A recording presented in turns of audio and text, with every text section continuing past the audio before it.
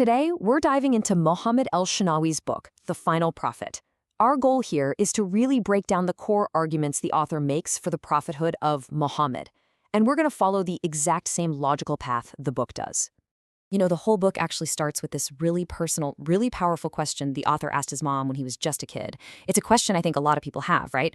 In a world with so many different beliefs, how can you be so sure? And that simple question is what kicks off this whole journey into evidence and certainty and what it means to believe. So here's our game plan, and it's laid out just like the book is. We'll start with the bigger picture, why prophets are even necessary in the first place. Then we'll zoom in on the evidence from Muhammad's character and what he accomplished. After that, we'll get into the claims about prophecies and miracles, and then the Qur'an itself as a proof. And finally, we'll see how the book weaves it all together into one big picture. Okay, so first things first, before even talking about Muhammad specifically, the book sets the stage by talking about prophethood in general. The core idea it presents is that having prophets isn't just a nice idea, it's a fundamental human need. Spiritually, morally, you name it. The author makes this really interesting analogy. Just like our bodies need food, he says our spirits have this deep, natural craving for a connection to something bigger. He even brings up the psychologist Abraham Maslow, who eventually put self-transcendence, living for something beyond yourself, at the very top of his hierarchy of needs.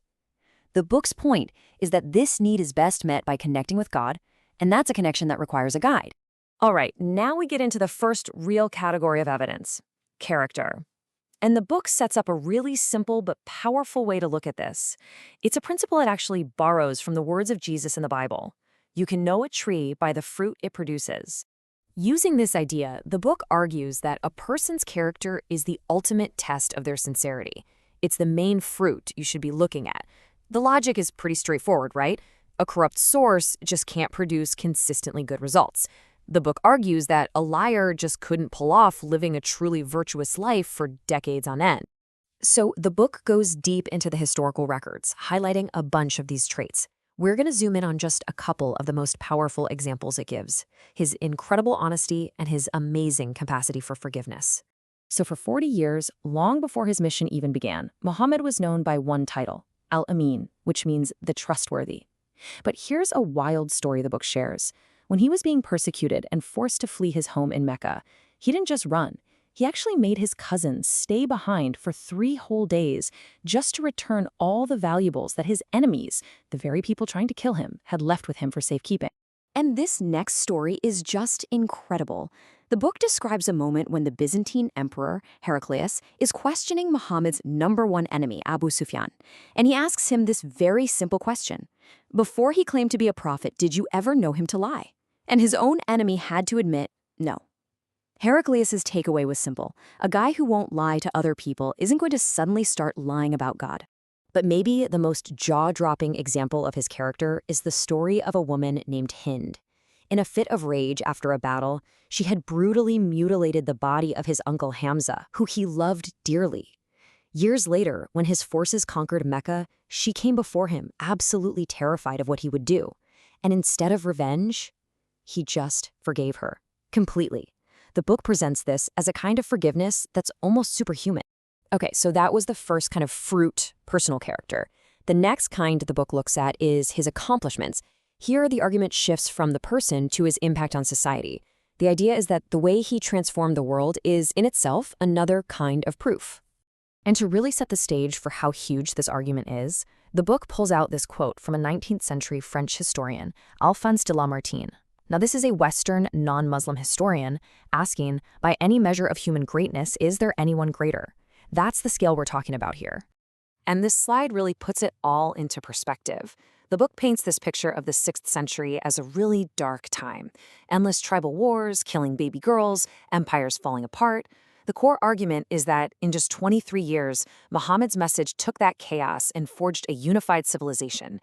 It brought back monotheism and created this sort of spiritual nation that completely reshaped the world.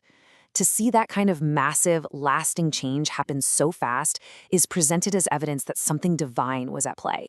All right, let's move on to the next section, where we're going to talk about the claims of supernatural proofs.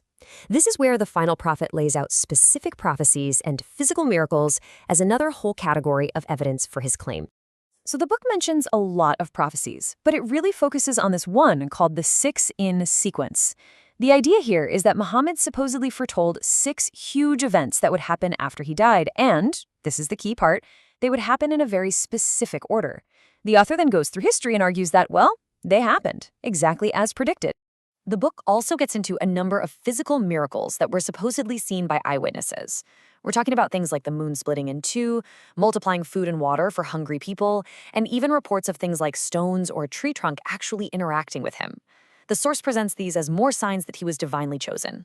And that brings us to what the book calls the greatest and final proof.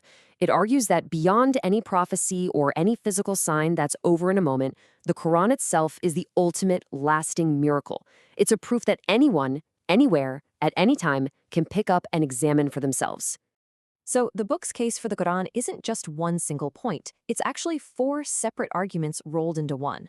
First, its literary style, arguing that an unlettered man could never have produced what many consider the greatest work of Arabic literature.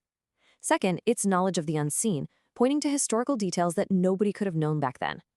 Third, the fact that it's been perfectly preserved for over 1,400 years. And finally, its sheer power to change people's lives and entire societies. So, how does it all come together? Well, the book's conclusion isn't about finding one single gotcha proof that settles everything. It's more about how all these different threads of evidence get woven together to create a single, strong tapestry. This slide really captures the book's final argument perfectly. The point is that the sheer number and the different types of evidence, from logic and history to the text itself, are meant to speak to different people in different ways. Whether you're a historian, a philosopher, or just someone on a spiritual search, the book suggests there's a path of evidence there for you to explore. So let's just recap the book's whole case real quick. It starts with the logical argument for why we need prophets. Then it looks at the fruits, his flawless character and his world-changing accomplishments. Then it covers the supernatural signs and prophecies. And finally, it makes that multi-layered case for the Quran as the ultimate standing proof. In the end, after laying out all this evidence, the book leaves us with this final, really thought-provoking question that goes way beyond just this one topic. For anyone who's looking for truth, on any path, at what point do you stop looking at the proof, and at what point does that turn into the conviction of faith?